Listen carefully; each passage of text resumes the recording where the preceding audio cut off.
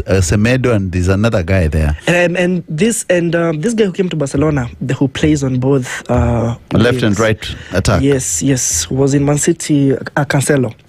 Yes. So Cancelo is also a fit in that position as well. But I think at Manchester United, Dalot is not playing at the top level as we would expect. Maguire back in the lineup. Yeah. Harry Maguire is usually a big man in the center of that defensive lineup. Slabhead. I don't know why I feel like Maguire ideally would be a good player, a better player going forward than defending. I don't know why. I think at some point in his career, Maguire actually played as a forward. Yes. Yeah. Yes. He should have. I think he actually did at some point, either before he joined Leicester or when he was in Leicester for some time. I don't know. He looks like a forward, actually. He actually looks like a forward. He does very well going forward. Yeah, and he could actually help them with their attacking corners. Yeah. What was Doku doing? Doku, as usual, has those spells where you wonder, are you okay? And I also think Manchester United will also be glad to welcome Diallo and Mbeumo back. Yeah, Ahmad had a very fantastic AFCON. Yeah. Yes. He was actually very, very dangerous for his team going forward. Every single time they were looking to supply him on that right side, and he's quite a delight to watch. Yeah, I think when you have Amad Diallo, you have an attacking outlet. And if you have Mbeumo, you know that someone can shoot. So which gives Manchester United two centers of threat. I think this is a very, very good, because if you look at the bench striker Benjamin Sesko, I don't think that he has been offering quite a threat in a similar way as Mbeumo probably has been for some time now. Yeah, I'm not trying to compare them like for like, but I'm looking at the recent performances. And with Bruno Fernandes, and I think today Bruno Fernandes will be focused on playing forward, because the combination of Casemiro and Maino behind him means that Manchester United can, better than many other games, control possession in that position. They can. No, the only player I didn't like in that midfield, always I don't like in Man United field, is Ugarte. I find him too slow and sometimes not too fit to in that kind of cumbersome. Yeah, he's moving with a lot of difficulty. Yeah, yes. I find him. I think he can play very well in Germany. He can play extremely well in France, but this game is too fast for him. Yeah. The EPL, of course, is. Yeah, it's too fast for him. The transitions are usually rapid, so he can't manage the pace, and that's why he gets booked so many times. And I don't know if you realized, after Casemiro had joined Manchester United from Real Madrid, he had the same problem. Yeah, because of pace. The super fast transitions, because the only team that plays like that in La Liga, for example, is Real Madrid, that he used to play in. Now having to defend against teams that are playing like that week in, week out, I think troubled Casemiro the first few weeks, and it was always a serious problem for him. It was, it was, but I think he's adapted quite well over the years. So I think the match is on. It's on 11th minute. Of course, City is attacking United, and United have set up a very strong backline today, back-to-back four. This is the center of controversy, which made the coach leave Amorim, because Amorim insisted on his back three, and the officials of United thought that back three is not the type of players he has, cannot deliver. And now there's a problem there. Yeah, I don't really. I think after this game we will probably have a better assessment of how these four players play together. Although this is a very, very traditional lineup, I think it's the most common lineup in football, where you have four defenders, and then probably going forward you, as Haaland looks to score. He was late. Yeah, he was late. Too many touches. He played like prime Gyökeres right there. So Gyökeres is the only one who takes too many touches. Arsenal fans. So what I was saying was, I think with the back four you kind of have more stability than he had with the three. Yeah. Because in the three it means that the fullbacks or the wing backs you deploy on both wings. And they overwork. They overwork. They are foraying forward. You expect them back all the time. You're playing against a team that is constantly pressuring your defense, and the three can't work. And then the three are not even world class, I mean... Yeah, there are people who have never played it. There are people who don't have an experience with this, so, yeah. So, when I was looking at the stats, the first thing which is interesting, since January 1st, 2025, Man City has bought 14 players. 14 players. And they've spent 14 million pounds. That's the whole team. That's an average of 29.8 or something million per player. Per player. That means it's a total overhaul of United, of City. That's a complete overhaul, yes.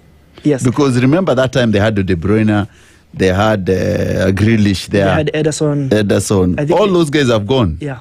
So they have a new team. If you look at this City, actually, apart from... Bernardo Silva, maybe? Yeah. And Foden. The rest of these guys were not starters last year. And, of course, Haaland came last year. So it's just a new team altogether. Yeah, it's a completely new team. At some point, I want to argue that they actually released very good players, and some good players couldn't be replaced by just another player out there. Because, with Kevin De Bruyne, releasing him was going to leave a very big gap that probably would need a lot of tinkering before you finally see get to the next person. Get the next person. And I think the first consideration after De Bruyne was a player like Tijani Reinders, who today is on the bench. Yeah. And we know Kevin De Bruyne was unbenchable. So you struggle before you can actually find people who are solidly replaced. Yes, who are like a complete, good fit. And in a way, I think they've done very good for themselves. They've done very good business, because right now City could give you two teams that will both be competing for the top four. Yeah. Because if you look at the signing of Semenyo, fantastic signing. Absolutely. Fantastic. Absolutely fantastic. And then they've signed tonight, they're signing Murgor here at the back. That was a surprise. That was a bit... If you ask me, I think Murgor is one of, and sometimes the best centre back in the EPL. Yeah. And owing to the fact that he's homegrown, owing to the fact that he's a captain of a team that's not a bad team, it's a beatable team, but it's Crystal Palace, for God's sake. Yeah. And owing to the fact that at a point last season, I don't know if it was last season or I think it was the beginning of this season, where he was almost joining Liverpool. And he was actually, they were quoting 70 million. They were quoting 70 million. I don't understand how City has decided to buy him at 20 million. 20 million. Less than a third. That's a third. There must be gambling in these football matches. I don't know exactly what's happening, but that if it's genuine, then that's a steal. A steal, actually. That's a steal. It's a steal. Yes. So it's very interesting to see. That is who? Mbuemo or who? That is Dogu battling right there. Dogu will battle, but will do nothing. Yeah, he's battling, and he's twisted like a ballerina there. I think he probably would have more than one career. He should be a dancer. Yeah. Second yellow card for Manchester United. Who? Sure. I think that was Luke Shaw. You see, Dani was a possible red card, eh? Dalot was a possible red card. And now both their fullbacks are on yellow cards. So now, can you imagine defending against Semenyo and Doku with a yellow? Yes. Someone will have a red card in this game. From the 15th minute. Oh my goodness.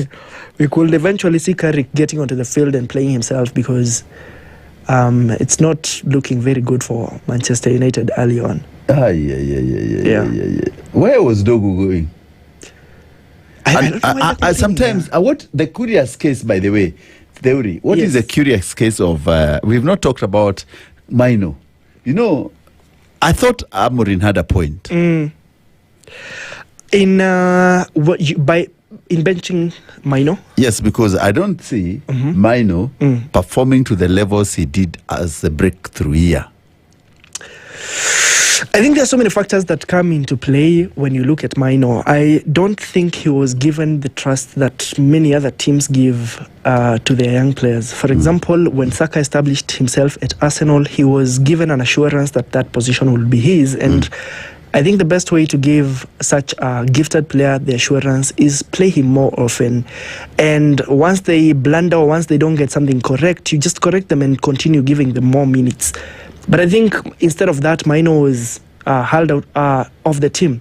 And I think we've seen it affect even very, very experienced players, where by being thrown out of the team, they tend to finally fall off and never get back to their original levels. I think it's a mental. It's kind of, they have it has a psychological effect on them. And I think that's what has happened to Maino, where he felt that he was no longer trusted at that level by Manchester United. He has not had time to show how good he can be since that breakthrough season. So I would think that Maino is still the same gifted player who is having confidence issues. I don't know what this coach has told him, but let's see how he performs in this game, where, of course, the game will be won in the midfield. It will be won in the midfield, and you can see Dalot giving a very stupid pass there. On the attack. With his yellow card, yes. And plus the yellow card. I don't know whether he's last the whole game, but what I'm seeing is that probably Cunha will come in, Dogu will go to the back. That could happen, yeah. And Dogu and Dalot will get out. I don't know why Cunha is on the bench in the first place. So it's interesting. Ladies and gentlemen, of course, we are having a very good analysis here from Peter Theuri, a Barcelona fan. They had since 2005. Barcelona fan, of course. Yeah. And I'm your host, C.E.O. Charles Otieno. So when we take a short break, when we come, we'll tell you analysis next around halftime. We'll tell you what's going on, the scores, and where the game has been won from, in the middle or at the back. It's a wonderful Saturday afternoon. So welcome. It's a Spice. It's the pitch side. I'm your host, C.E.O. Charles Otieno.